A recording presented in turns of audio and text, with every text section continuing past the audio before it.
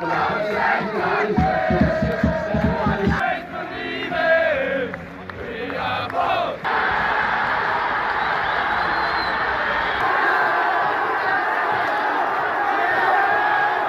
to Irish Footy Vlogs. Myself and Cian Menton here. We have 8 games this weekend to sink our teeth into, Cian. We'll start off with the first Premier Division, rather.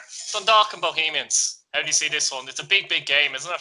Yeah, look, big game, Dundalk and Bows. I think it's a bigger game for Dundalk at the minute in time because they need to secure themselves into them European positions. They can't be relying on the cup. So I think it's a big game for Dundalk that end. But Bows, look, they're not going to drop off now. People know. I think they're nailed up a second spot now, and like Keith Long is a well-driven group. They're not resting on that now. They don't want to just finish second. They want to push Rovers all the way. I don't think they will, but that will be the aim. It's probably the game of the weekend, really. I know Rovers can win the league, so that'll probably turn out to be the game of the weekend. But I think in terms of the two teams, I think Bows and Dundalk for me is the game of the weekend. It's a game I'm looking forward to. Yeah, Dundalk kind of need to win. Like, they're able to play their best team possible, aren't they, over the next couple of games, and the Cork game kind of as well, because they don't have European commitments for a few weeks. So these are the games that Dundalk have the chance of getting 3 points in, that they really need to get the 3 points in, aren't they, essentially? Yeah, look, every game is big now, especially for Dundalk, with the European games going to come, and their schedule is just hectic now. I have to say, like, oh my Jesus. Having said that, if anyone has a squad to kind of cope with that, it's Dundalk. Yeah, look, Dundalk probably have 2 squads. I do think Dundalk's second squad is just as strong as their fourth squad. So I don't think it's much difference, but there's a lot of games. So, like, you know, I'm kind of happy Pat's playing up to in the middle of all this mess with the European fixtures and stuff like that, because we might get something out of them. But I don't know, it's very hard. Like, it's hard on Dundalk, it's hard on Filippo, and look, they're gonna do it. They've got themselves. I think they'd much prefer to be in the position they are now, where they're after getting the few bob in the bank and they're in the Europa League group stages and just peter out the last couple of league games. So I don't know what way it's gonna pan out. They're gonna manage it, but like, they will, and I've no doubt they will. They might have a bit, as you say, more. Well, when I say more motivation than Bowles know if they drop points here, there's a chance Shamrock Rovers will win the league this weekend. But I suppose, do you think that's in their motivation as such, or do you just go out in the pitch and play the match and try and win the game? These lads are professional. Keith Long won't give a shit whether Rovers win the league this week or next week. He knows, hand on heart, he knows it's going to happen anyway. Let's be honest about it. Yeah, so I won't be too pushed on that now, but I just say it'll be trying to just get a win and just cement that second position and finish with as many points as they can on the table. And I think that's the motivation. People are playing then. Look, they have the cup coming up as well. So, you know, people are playing for cup places, get in that starting team. And look, I don't know. It's, you know, Bowls are definitely up there for favourites for the cup. No question about it. Yeah, I was looking at it the other day as well. It's hard to believe because he hasn't really played a lot. It feels like he's missed a lot of games. Pat Hooben's the top scorer in the league, would you believe? It's hard to believe, isn't it? It's what I was saying. I said it before. There's a lack of goal scorers in this league. Like, Paddy has probably been the top goal scorer now for many years, but without like setting the world alight, without, like, let's say the likes like Gary Twigg or Christy Fagan, you know. Particularly this season has been stop-start for Pat Hooben, actually, hasn't it? And like, he does score goals, we all know that, but he'd probably say himself that he probably hasn't been at his very best. Yes, he's the top scorer in the league and will probably finish to be top scorer in the league. You know, that kind of way. It just shows the depth isn't there of goal scorers in the league. I think Jack Byrne is second, actually. And he's we have no goal scorers in the league. I don't think we've had goal scorers since Christy Fagan, since Mark Quigley, then Gary Twigg, stuff like that. Like, yeah, players like that. But I think Paddy Hooben is in that bracket. He's on his own. Yeah, he's in the bracket, but there's nobody competing with him. Like, when Gary Twigg was banging goals in, you had Jason Bourne banging them in as well, and, you know, you had Glenn Crowe. Like, they were fantastic. Then you go into the next little area where Craig and Mark Quigley banging them in. For like Danny North was even in that bracket banging them in. Like, Definitely. there was big goal scorers. Your man Anthony Eldon, he scored a massive amount for Sligo, but there's a lack of them, man. I think like Paddy Houben is probably the only one. If I had to pick a striker out of the Premier Division to have in my team, it's only going to be him, man. Like, you should have a choice. I think it's a bit worrying. Yeah, true. It's one of the things, I suppose, that would annoy me a little bit. We don't have enough goal scorers. And moving on to Shamrock Rovers, obviously they're playing Derry City at home. There's a possibility they have a chance of winning the league here. No Jack Byrne, though. How much do you think that'll impact on them in this game? Be interested to see them play without him, though. Yeah, look, I think I've seen them play without him a few times. I've seen them play Finn Harps, wasn't it? Finn Harps. I don't know whether it was this season or the back end of last season. I think it was last November, last October or something. And he missed the game against Finn Harps. They chose to play without him. He was playing for Ireland at the time. And look, there's no question. I think Rovers have the quality to win the game either way, with or without Jack Byrne. Obviously, they'd love to have Jack Byrne decide, but look, if we don't know if the rumours are true, what the story is with him with the divorce and stuff like that, it's not safe. He wasn't on the bench, wasn't he? Not for them, for Ireland, obviously. No, and there was a lot of rumours to say he had the coronavirus, and then he's not on the bench, and then all of a sudden he's not available for Rovers. So look, it's kind of looks certain, waiting on results, one or the other. So hopefully he's back to full fitness. Look, I don't think it'll affect him that much. I hope not. He seems to be okay. I was actually having a chat with him the other day. He seems to be all right. Anyway, I haven't heard whether he has it or not now. The other side, Keane, if they do win the league this year, there's almost no need for him to play the last few matches. Yeah, look, it's a strange one now. Like Rovers, nobody challenged them this season. I think Bowles kind of half pushed them. But I think from minute the restart happened, it was Rovers, and it was only Rovers at them, and that's it's a shame. Do you think though, if it was a longer season, do you think Dundalk could have pushed them a bit more over the long term? Do you think? No, I don't think so. I think this season. I think they fell off.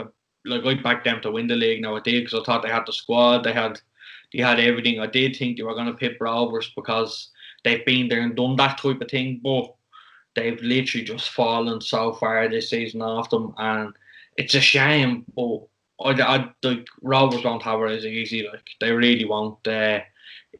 Like every Shamrock Rovers fan would call it a league title, and rightly so. But for everyone else, people say it's a half season and it's half this and it's a half a league title.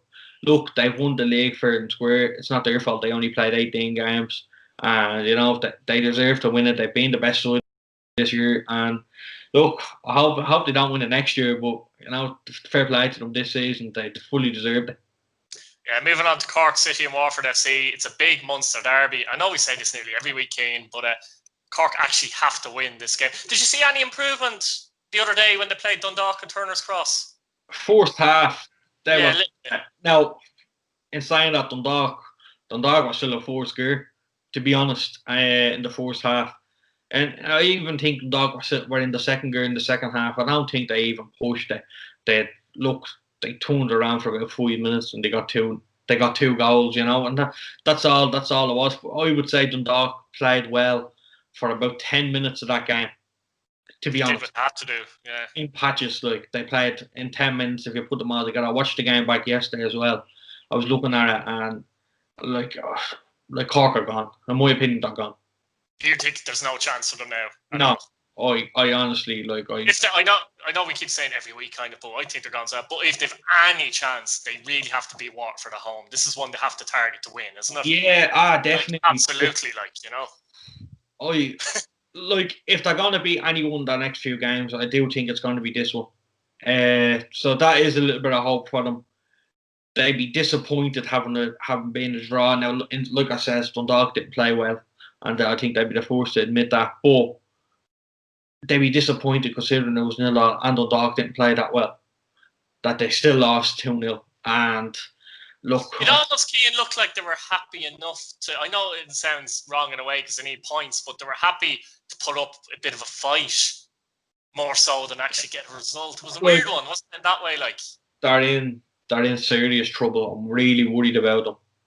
Well, personally, I'm not worried at all about them, but I'm worried that where they are in the league, and like it's shocking from Cork. The thing I see with Cork, Cian, obviously we won't get into everything that's going on. We'll be here all day, but it's funny. Every few years, this kind of scenario seems to happen with Cork City, and I don't know why, because they're capable of being the Shamrock Rovers of the South, aren't they? They really are.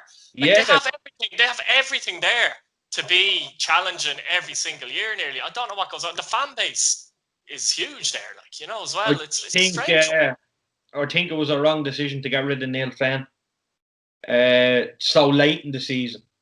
Like, almost like it was pointless in many ways. Yeah, like if you're gone, like he's had to be in there for the whole season. Look, I said it to you about 2 weeks ago. He's had to bring these players in, and you know, there's 4 games left, something like that, isn't it? And like, what's the point of getting rid of him now? Why not get rid of him 5 games ago, 6 games ago? Do you know what I mean? And you give the next man at least half a chance. You know, that's the way I look at it. I thought it was bad timing. Look, I think everything is bad timing at Cork at the minute. I think they're in serious trouble. Yeah, obviously, you know what they try to do, though, whether it works or not is another thing. They try to look for that typical new manager bounce that you often see. That's what they're looking for. They're panicking, and that's what they're looking for. They're not bringing it. They're not getting a new manager bounce in a person that hasn't been there before. Yeah, I know he's been there and he's played. But Colin Healy isn't the answer to keep Cork up. I'm sorry, but it's not. Not the last minute. He probably will. Probably will put it out of the bag, but I honestly don't think he's the right man there. Like I said, recruitment is serious in this league. They needed to have, let's say, a Mark Russell, or you know, they needed a manager like that's been there, done that, that's around the league, that can a little bit of experience, more like an Alan Matthews type. Now, I'm not saying Alan Matthews. Look, I'm saying someone like him. I'm saying someone that has been there. John Caulfield. Yeah, basically, yeah. Like, they needed someone like that has a presence about. Like, I personally, look, he's held in high regard, Colin Healy, in Cork. Everyone obviously says great things about him, and like he is a Cork City legend. There's no question about it. But bringing him back when they're in a relegation dogfight to try and keep them up is, I don't know. I just can't get over it. I was shocked. Yeah, it's panic. I think with Cork, quickly before we move on, the thing that concerned me about them at the start of the season as well, I thought their squad was far too young. And you're talking about experience. The problem is their experienced players are too gone over the hill. Apart from Gerard Morrissey, they've no one really in the team that's at a decent level of experience, if you get my point. No, honestly, I was delighted to see Boston in goal. I really was. I was delighted to see him the other day. I think it had to be done. I really did. I still, even at the end, if you watch that game, I don't know if you've seen it. Did you see the full game? Yeah. Last couple of minutes now. Look, his legs are gone since the 20th minute. But Alan Bennett right at the end there. Did you see that? He tried to clear it off. I don't know. Look, it's almost unfair on him if you get my drift. Like, he's probably doing his best to try and, you know, steer the ship for Cork. But it's not, like, I mean, everyone, your legs just go. Yeah, like he was a coach. He wasn't a player. And, you know, same with McNulty. McNulty was the goalkeeping coach. Well, supposed to be the keeper as such, yeah, exactly. And look, it just shows you the messing around that's been going on. But look, on the other hand, Warford, they need to get a win here. I think like I said, if Cork are going to get in, it's going to be from this game. I think if Warford are going to win any game in the next couple, it's definitely going to be this game. So they have to win this because you know, they know they're in a position where they can qualify for Europe. Can they handle the pressure? They obviously lost at home to Shelburne. So if they fail to bounce back here, you'd feel like maybe they are feeling the pressure a little bit. So it's an interesting game in that sense. Of course, it's Munster derby as well. But I think the Shelburne result was very harsh on them. I did think if anyone was going to win, it was going to be Waterford through the game. What happened with Waterford was they missed a lot of opportunities, didn't they? And then you sense that Shelburne are somehow going to score here because they're missing all these. That's exactly. I was shocked to see the amount of chances they missed, and then Shells, Ryan Brennan popping up the other end with a goal. And look, Shells delighted with it, but Waterford, like the way they play it, if they play half as good as that, I think that's enough to beat Cork. That's true. I think half as good as what they done the other day, that's enough to beat Cork. I honestly think, I'm not saying anyone has to show up and win, but realistically, they just have to string a few passes together. And I honestly think Cork are there for the taking for any team. Like if Pats, I'm one of Pat's biggest fans, but my God, if Pats can go down there and play like Barcelona, there's something wrong. Honestly, I really do. Like that. Yeah, I think Warford will pinch this, to be honest with you, Cian. What do you think yourself? You're going for Warford? 2-0 Waterford. 1-0 Waterford. Shelbourne and Sligo, we're just touching on Shelbourne there. That win basically makes them safe for me, doesn't it, last week? Great win for them. Fantastic 3 points. Sligo Rovers still in the hunt for Europe. How do you see this one going? Because as I said, Shelbourne are kind of safe. Is this more important for Sligo? Sligo haven't won, haven't they? Not in a couple of games. No, it's a big one for Sligo. They haven't won in 3 games, actually, Sligo. So they need to go to Tolka and get a win here to give themselves a chance to qualify for Europe. As mad as it sounds, I've seen some discontent with Sligo fans lately. Like I'm literally like that every time I say it. Like, how can people be critical of this Sligo team? I really don't. Bottom of the table, favourites for relegation. There's no question about it. A lot of injuries, remember, at the start of the season, a serious amount of injuries. Yeah, but they were favourites for relegation. There's no question. And then all of a sudden they're favourites for Europe. And yeah, I know they fell off a little bit over the weeks, but at the same time, like this team, if you were to ask any Sligo fan in March after Pats beat them, let's say, right? Would you take 7th or 8th now, right? They'd bite your hand off. And look where they are. So, that said, they're only 2 points behind Dundalk and third. That's it. That's what I'm saying. Dundalk have a few games in hand, but we'll say even 4th, right? They're a point behind Waterford. Yeah. They're very much in the mix there, so. Yeah, exactly, and that's what I'm saying. So I don't know about the discontent. I don't know what people are moaning at, to be honest with you. I'd rather be in Sligo's position right now, but I honestly, I think it's a big one. I think Shelbourne fully delighted for Ian Morris as a man. The work he's done, he's been under very unfair criticism. So to get that win was fantastic for him.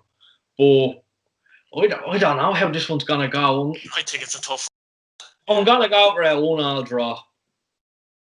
Sligo have to win it, but I don't know. I think it's a tough one as well, Cian. I'm thinking a draw as well. I'll go 0-0, I think. We'll see what happens. On to the first division now, Cian. Drogheda United take on Wexford. Before we talk about Drogheda, we have to talk a bit about Wexford and the fact that it looks like they've had to forfeit 4 games from the start of the season for Fielding. Apparently I'll say, because Wexford, have something to say about this as well. An ineligible player. Wexford feel it's unfair. They feel like, the documents are signed, everything was fine and all that kind of thing. It's a bit of a mess, isn't it? And it creates a mess in the first division because, is this final? I'm not sure. Are Wexford going to be able to appeal this and get out of it? You know what I mean? Like, Cabotili set to gain 2 points here. It's a mess, Cian. You know what I mean? They can set to gain 2 points here, which could be huge for them in finishing the playoffs. What do you make of the whole thing yourself in general? Like, it just brings back memories of Pats for me. It really does. It just brings back memories of that league title. Stop, will you? That's all it brings back the memories of for me now. But from Wexford's point of view, for a second though, they're bottom of the league. You could argue it doesn't make a difference in a sense to them, but it kind of does in a pride sense, first of all, and it does in terms of other teams. For example, they beat one of those games, Cian, Cove beat them 4-0, right? That means it's forfeited as a 3-0 win now for Cove. How's that fair in Cove? That goal could make a difference, who knows? I remember when Monaghan went out of the league in 2012, it was kind of the same, because I remember they took points off everybody that beat them and just none of them avoided the points. But I remember, obviously, Pats played them in Inchicore and we drew at the start of the season that year.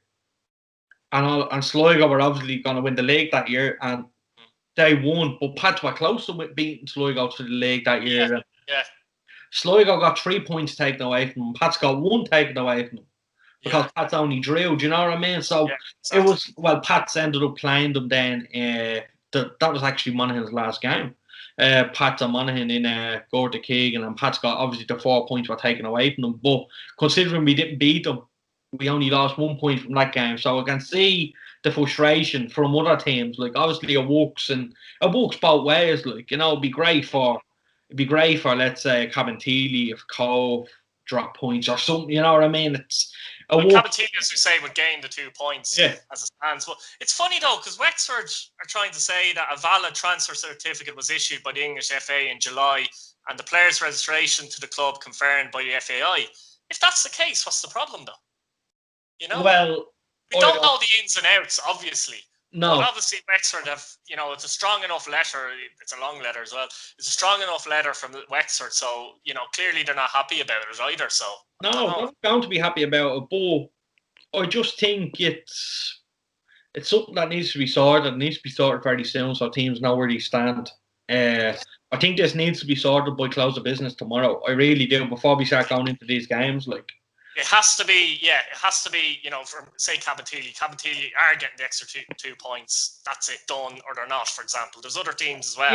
Yeah, we see that's the one it affects the most in terms of the table. Like, you see the mess in England at the time with Wigan Athletic. Yeah. Barnsley, wasn't it? Barnsley scored the last minute, and all of a sudden, Wigan's points haven't been deducted yet. And Barnsley won, which means if Wigan's points are deducted, Barnsley will be a point ahead of them.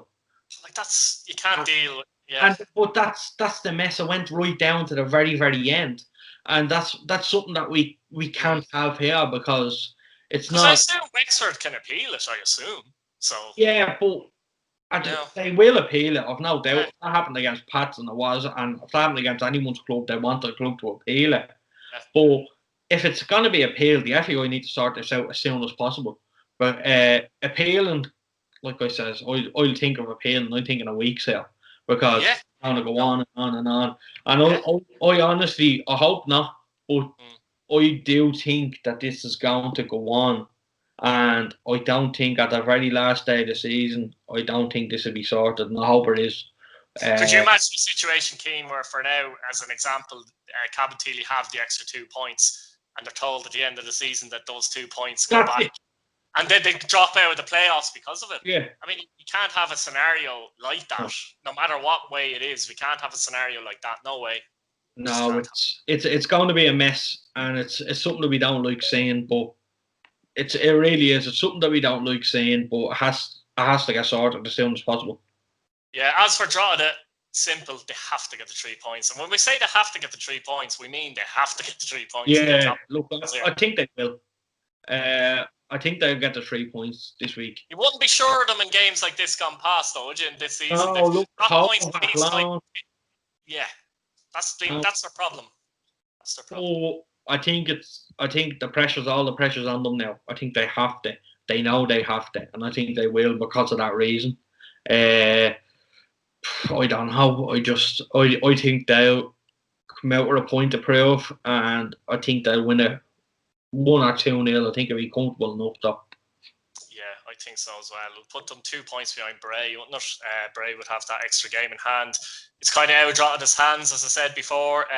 Bray the other week, obviously getting that win. They don't play this weekend. Drogheda, funnily enough, could be ahead of Bray, believe it or not, by the time they play again. I'd love if that would happen because it would make it interesting. Then be back to Bray, see if they can react. That kind of way. No. But Drogheda do have to win their 2 next games, I feel, to actually get ahead of Bray and put that pressure on. They have to get the 6 points for me. They really do. I'm gutted that these games aren't on the Watch Yellow White.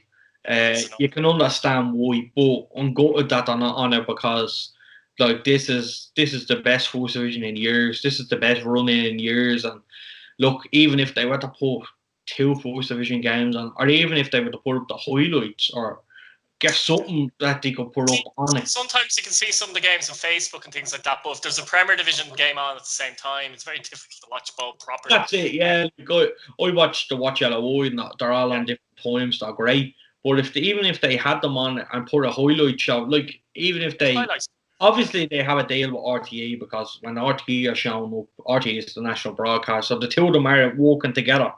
So even if they were to do like the Soccer Republic and post it up on that with the First Division included and stuff like that, I think it'd be good because people are missing out on this and. Like the quality is very good. I don't know, Cian. I've seen Drogheda quite a bit on YouTube. The quality is very good, and Bray as well on Facebook. Facebook and Longford and that as well, and the quality has been very good. They do a great job. I hate when there's no replay. I know they can't do a replay, but you know when you see a goal or something, you're going, I need to see that again. You forget there's no replay. Yeah, That's the only thing we're missing. But especially if it's a good goal. There was a goal Athlone scored the other day. Do you remember that against Drogheda? Yeah. I need to see that again. I didn't see it again. But great. I know it's great. It's great work that the clubs do in the first division there, because they don't have the technology like RTE have, let's say. Yeah. But it's very good, I have to say now. For me, it's Drogheda win as well, I have to say. On to UCD and Cabinteely. Now, this is a weird one because technically they're level in the league, 5th and 6th. But are they? Do Cabinteely have an extra 2 points as we stand right now? I don't know. We'll take it at the moment that they're 4th and 5th, on 26 points. Big game regardless, really, isn't it? Yeah. And one that both teams, will feel confident they can get a Both win. teams have to win. I fancy UCD here. Both teams have to win. Simple as that. Both teams are looking to win. Both teams are looking to get the 3 points. But I can't see Cabinteely winning this one. But at the same time, I can't see UCD having enough to nick it. So I'm gonna go with a 2-2 draw. 2-2 draw. There will be goals, no doubt. UCD, we say it every week. I'm gonna go something weird. I'm gonna go 5-3 UCD. Yeah, just why? It's the first division. Who knows, Cian? You never know. Yeah. Probably finish 6-4 now. I'll be going, damn it, anyway. Shamrock Rovers B in Athlone Town. Now, to be fair, I don't want to say it's kind of it doesn't mean an awful lot, let's say. This game. We're talking about 8 and 9. That said, Athlone, when I say it doesn't mean an awful lot, it doesn't mean an awful lot to points in the table as such. Athlone will still want to finish ahead of Rovers B and finish 8th, and they have showed good form. So it's progression for them all the same. And they could have, hopefully, fingers crossed, they have a cup game coming up as well. Yeah, look, the cup's a big one for Athlone. I think it's giving them that bit of bite. It's giving them that carrot at the end of the road, and I think, look, this is a game that two teams that play a good bit of football. Rovers, we've seen the football they play, we've seen the way they play, really good quality for a first division side, for a lot of young lads. At the same time, Athlone are coming into it now, and they're starting to play decent football as well. So, you know what? This could turn out to be the best game of the weekend in the first division, footballing wise. Like, I really could, and there's no question why I can't. But I don't even know what way I'm going to call this. I'm going to go 2-0 Rovers. I'm going to go Athlone, just to be different. 1-0. Means one of us will probably be right and one will be wrong. Like the Shelbourne Waterford one the other week. Yeah. You were right, I was wrong. We both went 1-0, sorry for the other team. Longford and Cove Ramblers. Big game, because Longford can actually go 3 points behind Bray. Again, Bray would have a game in hand still, though. And Cove see this as an opportunity that, especially with UCD playing Cabinteely, points are going to be dropped there. So Cove, if they can somehow go to Longford, and you wouldn't be shocked if they did and get a win, put them right in the mix again. How do you see this one, though? Longford have improved over the last few weeks, though, haven't they? Yeah, I've got to go for a Cove win here. Really? Yeah. This is your upset as such. I think Cove will win this here. They're a tough side to play. They're a tough side to beat. And I just think that with the situation going on now, Wexford and stuff like that, I think like every point now is vital, and considering other teams can gain advantages and stuff like that. But I'm going to go for Cove here. I wouldn't be shocked if they'll win it, as I said before, but I've got to go for Longford to win here, because I think they'll see it as one final chance of possibly winning the first division. I know it's unlikely, but it's their one chance of possibly doing it. Like, they have a chance to close the gap, obviously, Bray not playing. So for me, I'll go for Longford, maybe 2-1. We've a little bit of time, Cian, so I might ask you a bit about what do you think about the Ireland setup. I know a lot of people have talked about it, and you've seen criticism come in for Stephen Kenny, and then you've seen others like myself, seeing positives. How do you see it yourself? Yeah, look, in general, rather than the game last night, just in general. Personally, we know the results haven't been good enough. Yeah. Right? Last night, and then obviously we played Finland again. I got hammered at home by Finland as well. They were two awful results. Results aside, I think there's a bit of difference about this side. I think there's a bit of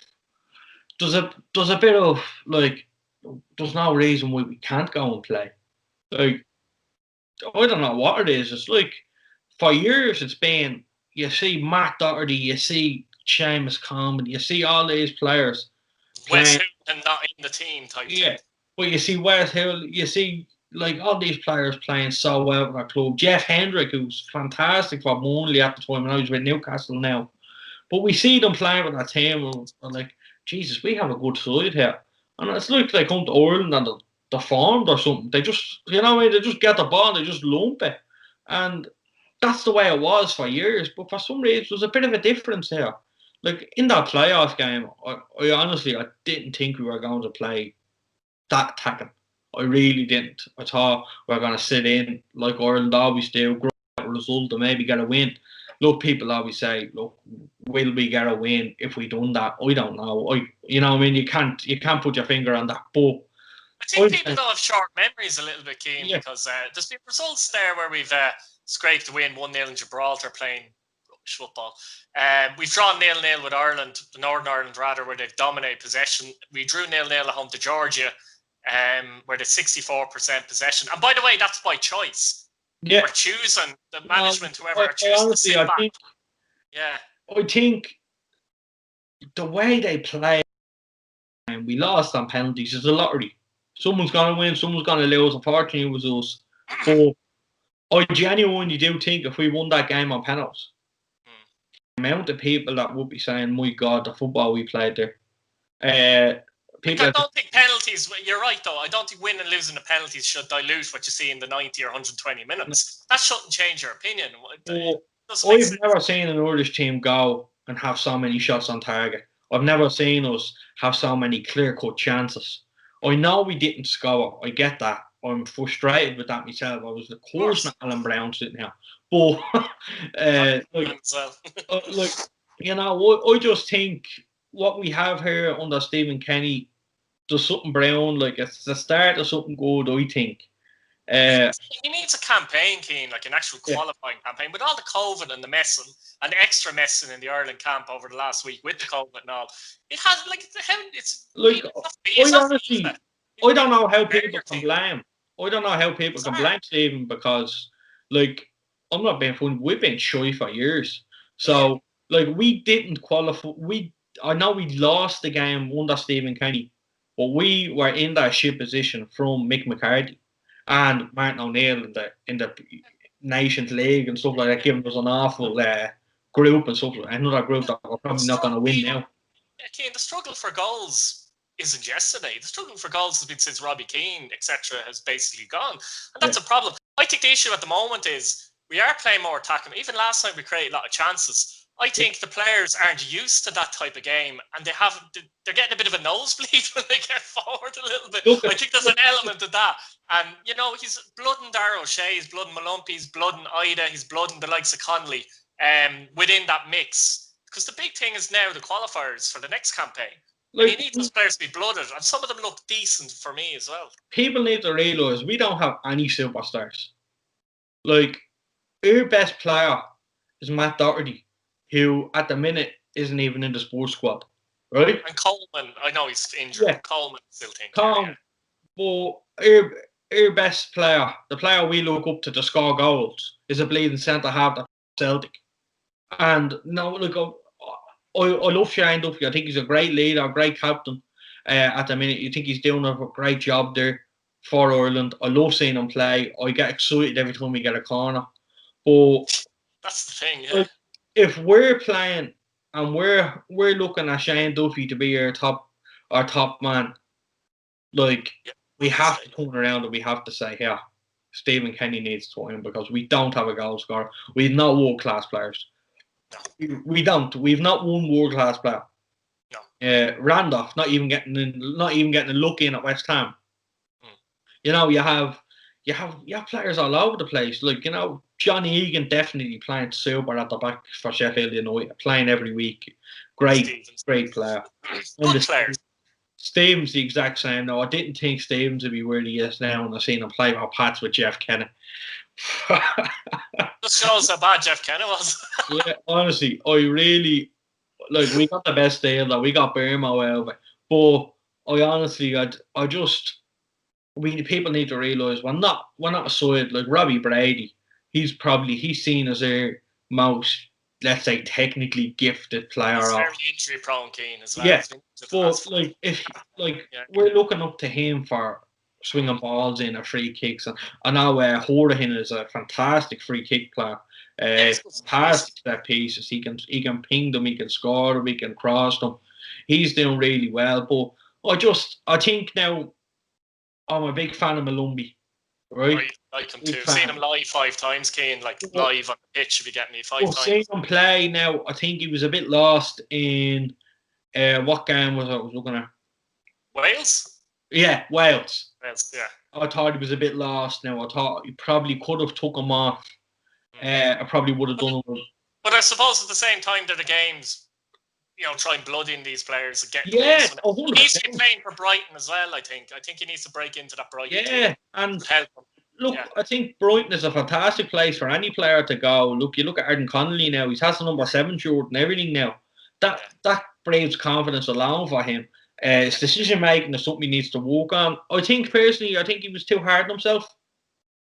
I don't feel any player, and no player should come out and say, I should have done this. I think he's lacking confidence big time from that game. Look, we all know he should have squared it. Everyone knows that. He didn't sleep last night over that. There's no point. Yeah, I agree with you. There's no point. The worst thing you can do is beat yourself up over things like that. He played well in a technical sense because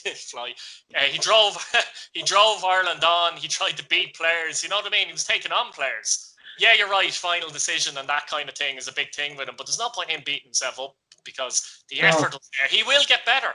He will improve that aspect of his game. There's no doubt about it.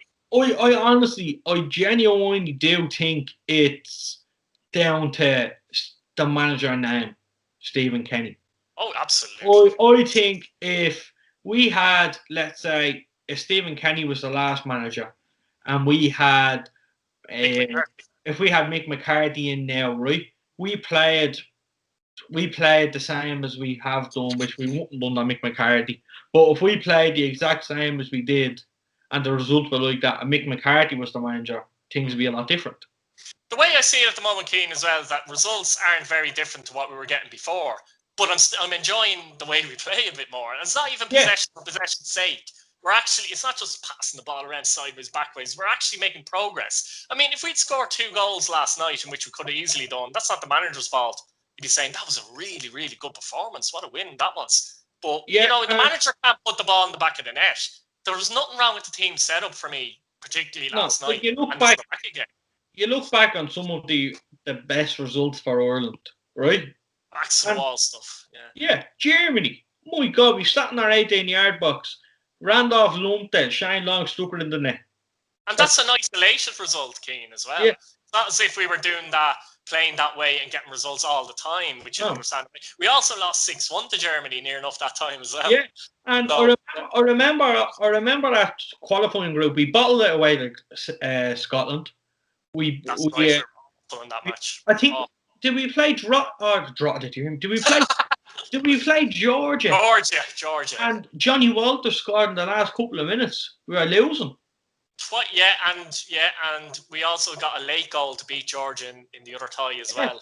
And it was not good football in any of those. And that's what I'm saying. Scotland played us off the park, Keane. Scotland played us off the park. The way we're playing now, like this is that game we lost on penalties. I was devastated we lost. But that was a 50-50, Keane. That was a 50-50 game regardless. If Mick McCarthy was there, because before we thought Mick McCarthy was going to be there, and I thought that's a 50-50 game. It worked. It turned out to be a 50-50 game. We just lost some penalties, which was, Jesus, like. I think I do. Something brown here. I think there's something good happening here. I think we're in a good place. I think we've a good man in charge. And look, I genuinely do think. And look, I'm not. It's not because I'm a big League of Ireland fan. I genuinely think the way we're playing is the way to go. And even at that, Keane, yeah, you're right though. Even at that, Keane, put any single manager into the situation Stephen has brought himself into with the COVID, you know what I mean? The games coming, he had no real proper friendlies, let's be honest about it. No real proper games. They were like friendlies, let's be honest about it. Put up on that fly again. But if you put any manager in that situation, they would have struggled. There's no doubt about it. I mean, I'd be the first to tell you, I wasn't Stephen Kenny's biggest fan when he was at Dundalk. Especially in his first season, and like the moaning and everything that went on at Dundalk.